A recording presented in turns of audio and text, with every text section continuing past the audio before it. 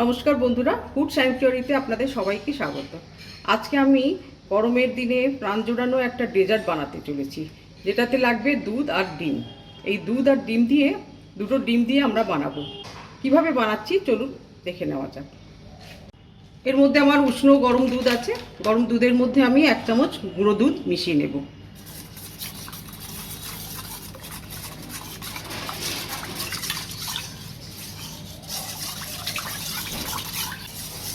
মেশানো হয়ে গেছে, এটাকে আলাদা করে রাখছি। প্রথমে মিক্সিং জারে আমরা দুটো ডিম দিয়ে এটাকে মিক্স করে নেব।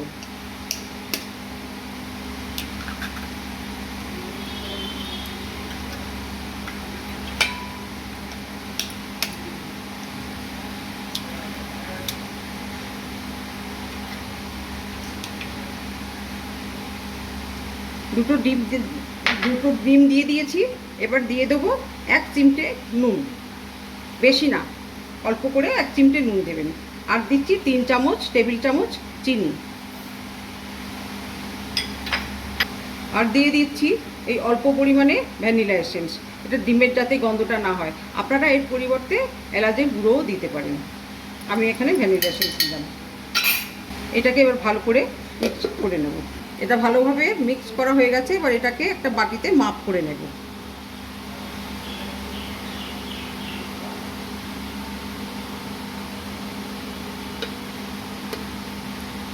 এই ডেজার্টটা বা পুডিংটা বানাতে গেলে আপনাদের একটা টিপস বলে দিই, যতটা পরিমাণে আপনারা এই ডিমটা নেবেন সেই ঠিক ততটা পরিমাণে দুধটা দেবেন। তাহলে জিনিসটা খুব ভালো হবে, যেন মাপটা গন্ডগোল না হয়। আপনি যদি এক পুরো ভর্তি করে দেন, তাহলে পুরো ভর্তি করে আপনার এই বাটির দুধ লাগবে। আমি যতটা ডিম নিয়েছি ততটাই দুধ দেব। এইটা এই বাটির মধ্যে দিয়ে এর সাহায্যেও ভালো করে ফেটিয়ে নেওয়া যায়, কিন্তু তাতে একটু দেরি হয়। আপনাকে বেশ অনেকক্ষণ সময় ধরে ধরে করতে হবে। মিক্সির জারে করলে তাড়াতাড়ি হবে এবং জিনিসটা ভালোও হবে, যার জন্য আমি এর মধ্যে করেছি।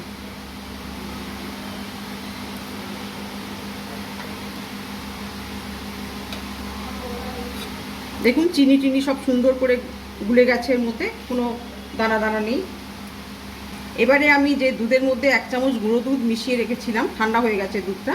গরম গরম দুধ দেবেন না, তাহলে হবে না। ঠান্ডা হয়ে গেছে, সেটাকে আমি মাপ করে নিচ্ছি।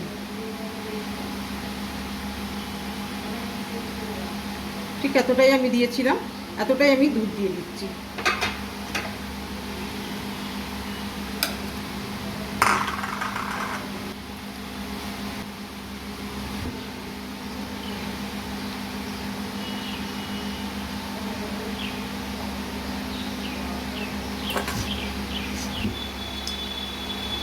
গ্যাসে আমি এই বড় কফি মাগের মতো আমি এই 1 কাপ জল দিয়ে দিলাম।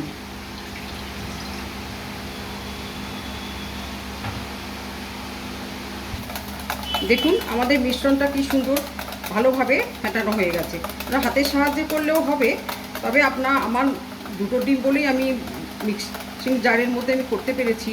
আপনার 3টে বা 4টে দিয়ে যদি করেন তাহলে কিন্তু হাতেই করতে হবে, কারণ নাহলে ওখান থেকে দুধগুলো বেরিয়ে আসতে পারে। হাতের সাহায্যে 10-15 মিনিট এরকম করে ভালো করে ফেটিয়ে নেবেন, তাহলে জিনিসটা খুব সুন্দর হবে। এগুলোর মধ্যে কোনো দানা দানা নেই, সব কিছু সুন্দরভাবে মিক্স হয়ে গেছে।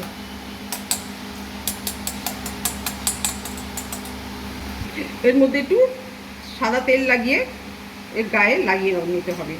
নিয়ে তবে ওই দুধের মিশ্রণটা ঢেলে দিতে হবে, যাতে যখন তৈরি হয়ে যাবে সহজে চলে আসে, উঠে পড়ে, নাহলে আটকে যাবে।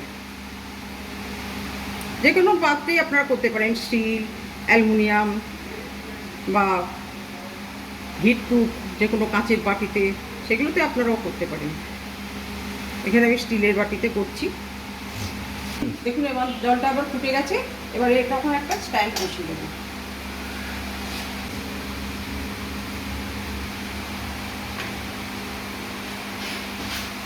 মাছটাকে বাড়িয়ে দেবো, দিয়ে এটা একটা পাত্র চাপা দিয়ে দেবো।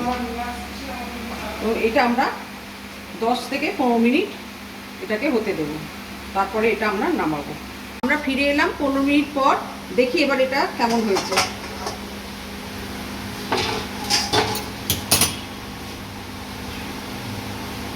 একটা কাঠির সাহায্যে আমরা চেক করে নেব যে হয়েছে কি না। না, দেখুন এর গায়ে কিচ্ছু লেগে নেই, তার মানে এটা আমাদের হয়ে গেছে, খুব সুন্দরভাবে হয়ে গেছে। এবার এটাকে আমরা নামিয়ে নেব।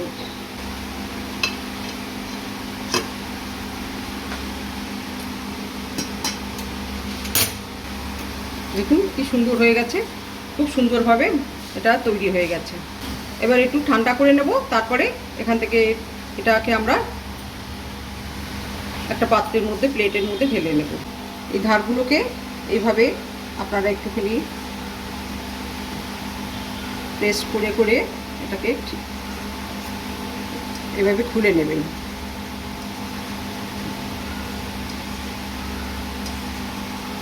যেইভাবে আমরা কেক বানাই, কেক বানানোর পরে সাইডটা এরকম করে খুলে নিই, সেইভাবে এইটাও খুলে নিতে হবে।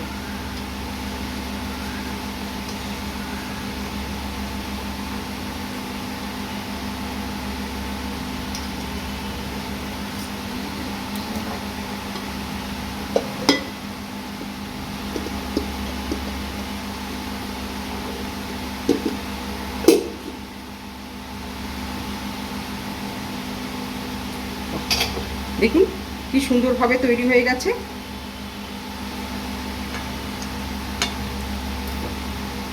খুব সুন্দর হয়েছে।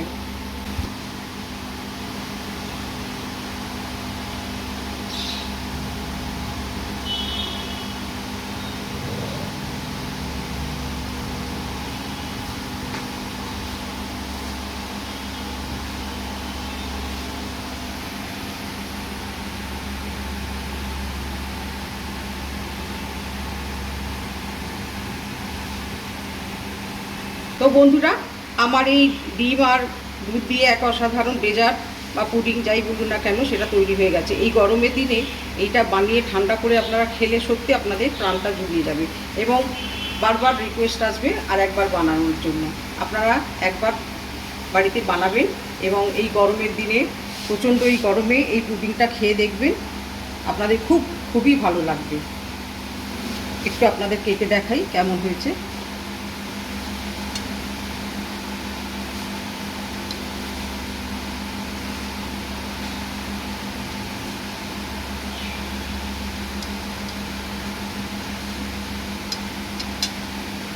দেখুন এটা কি দারুণ অসাধারণ হয়েছে এবং দুর্দান্ত সফট এবং খুব সুন্দর। দেখুন দারুণ হয়েছে। আপনারাও বানাবেন, আপনারাও এরকম করে বানালেন, এমন কিছু শক্ত না, খুবই সহজ, বানাবেন এবং বাচ্চাদের বড়দের সবাই খুব ভালো লাগবে। আজকে আমরা এখানেই শেষ করছি, আবার দেখা হবে অন্য কোনো ভিডিওতে। আপনারা ভালো থাকবেন, সুস্থ থাকবেন, ধন্যবাদ।